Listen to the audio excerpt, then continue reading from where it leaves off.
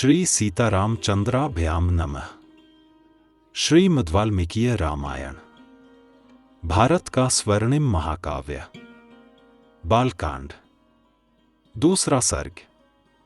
रामायण काव्य का उपक्रम तमसा के तट पर क्रौंच वध से संतप्त हुए महर्षि वाल्मीकि के शोक का श्लोक रूप में प्रकट होना तथा ब्रह्मा जी का उन्हें रामचरित्रमय काव्य के निर्माण का आदेश देना।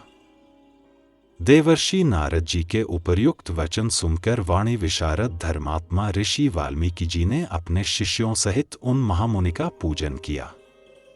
वाल्मीकि जी से यथावत सम्मानित हो देवर्षि नारद जी ने जाने के लिए उनसे आज्ञा मांगी और उनसे अनुमति मिल जाने पर वे आकाश मार्ग से चले गए।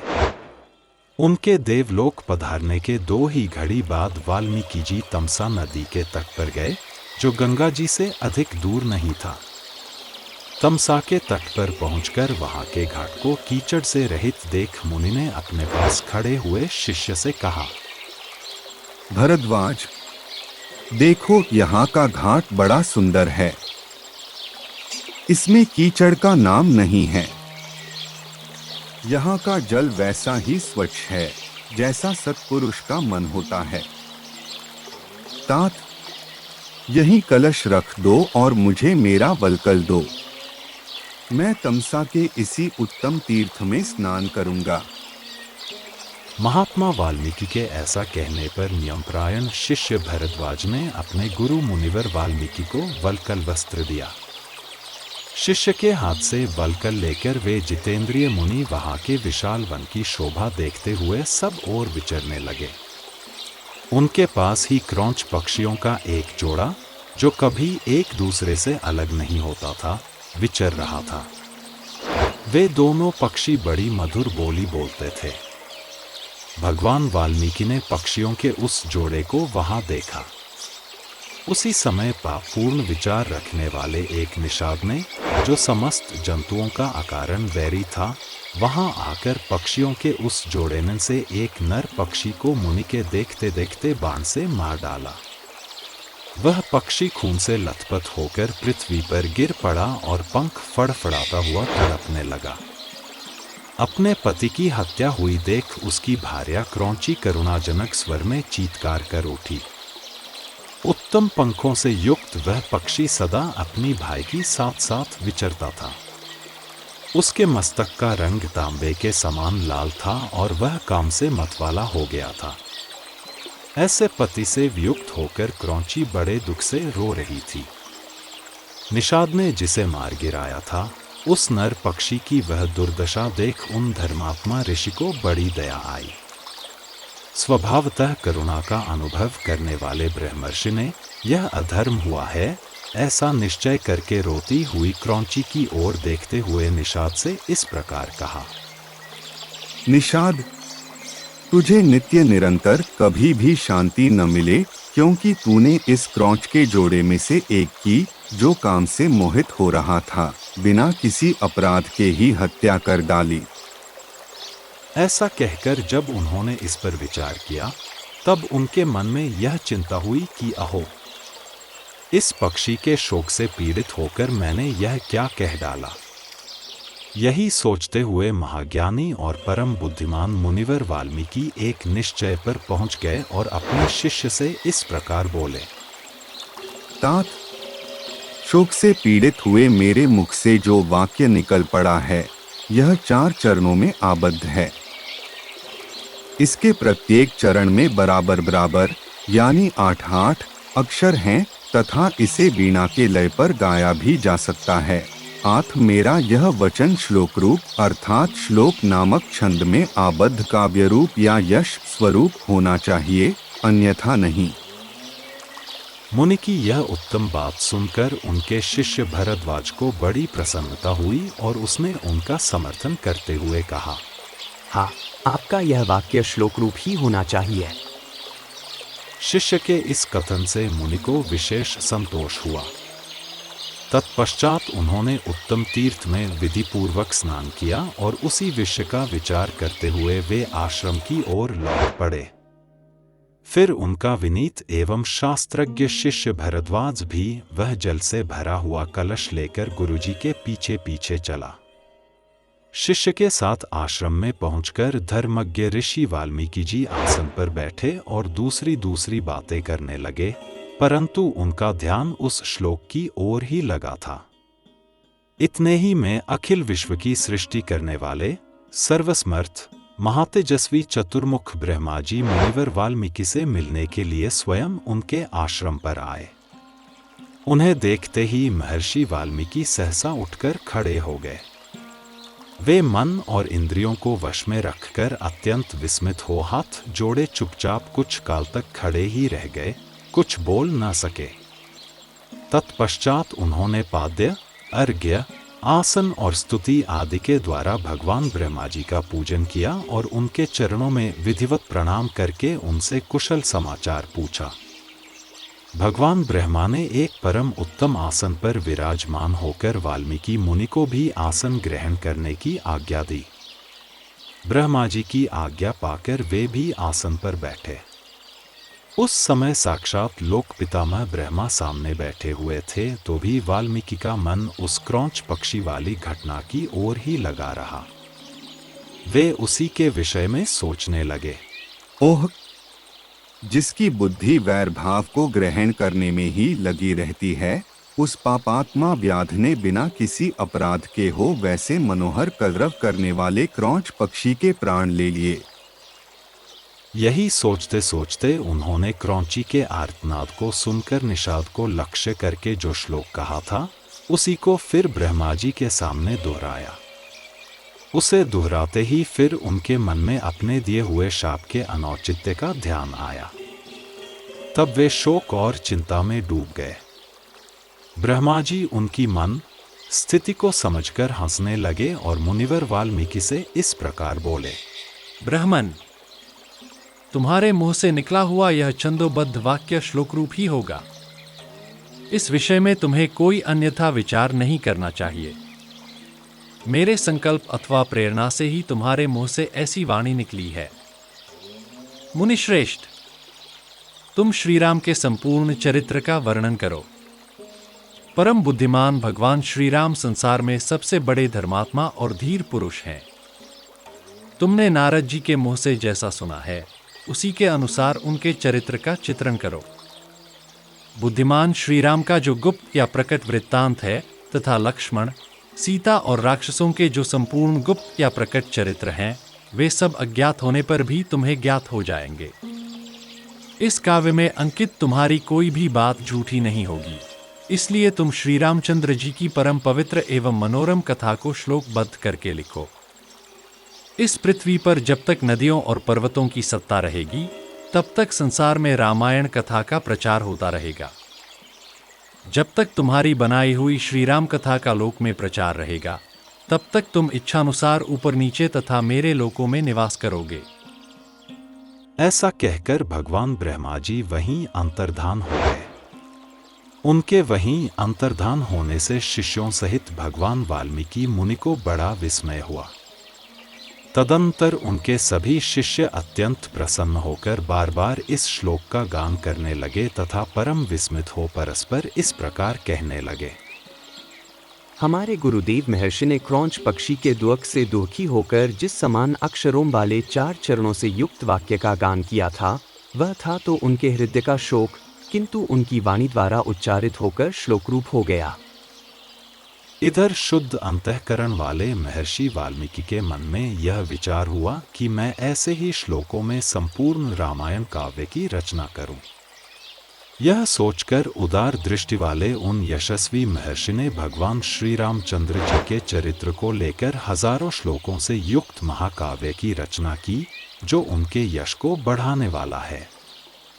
इसमें श्री राम के उदार चरित्रों का प्रतिपादन करने वाले मनोहर पदों का प्रयोग किया गया है। महर्षि वाल्मीकि के बनाए हुए इस काव्य में तत्पुरुष आदि समासों, दीर्घ गुण आदि संधियों और प्रकृति प्रत्यय के संबंध का यथायोग्य निर्वाह हुआ है। इसकी रचनाएं समता, पतत प्रकर्ष आदि दोषों का अभाव है, पदों में माधुर्य है और अर्थ में प्रसाद गुण की अधिकता है। भावुक जनों, इस प्रकार शास्त्रीय पद्धति के अनुकूल बने हुए इस रघुवर चरित्र और रावण वध के प्रसंग को ध्यान देकर सुनो। तीसरा सर्ग। वाल्मीकि मुनि द्वारा रामायण काव्य में निबद्ध विषयों का संक्षेप से उल्लेख। नारद जी के मुख से धर्म, अर्थ एवं कामरूपी फल से युक्त, हितकर, मोक्षदायक तथा प्रकट और गुप्त संपूर्ण रामचरित्र को, जो रामायण महाकाव्य की प्रधान कथा वस्तु था, सुनकर महर्षि वाल्मीकि जी बुद्धिमान श्री राम के उस जीवन वृत्त का पुनः भली भांति साक्षात्कार करने के लिए प्रयत्न करने लगे। ये पूर्वाग्र कुशों के आसन पर बैठ गए और विधिवत आचमन करके हाथ जोड़े हुए स्थिर भाव से स्थित हो योग धर्म समाधि के द्वारा श्री राम आदि के चरित्रों का अनुसंधान करने लगे। श्री राम लक्ष्मण सीता तथा राज्य और रानियों सहित राजा दशरथ से संबंध रखने वाली जितनी बातें थीं, हंसना, बोलना, चलना और राज्य पालन आदि जितनी चेष्टाएं हुई, उन सबका महर्षि ने अपने योग धर्म के बल से भली भांति साक्षात्कार किया। सत्य प्रतिज्ञ श्री रामचंद्र जी ने लक्ष्मण और सीता के साथ वन में विचरते समय जो जो लीलाएं की थीं, वे सब उनकी दृष्टि में आ गईं। योग का आश्रय लेकर उन धर्मात्मा महर्षि ने पूर्व काल में जो जो घटनाएं घटित हुई थीं, उन सबको वहां हाथ पर रखे हुए आंवले की तरह प्रत्यक्ष देखा। सबके मन को प्रिय लगने वाले भगवान श्री राम के संपूर्ण चरित्रों का योग धर्म समाधि के द्वारा यथार्थ रूप से निरीक्षण करके महाबुद्धिमान महर्षि वाल्मीकि ने उन सबको महाकाव्य का रूप देने की चेष्टा की।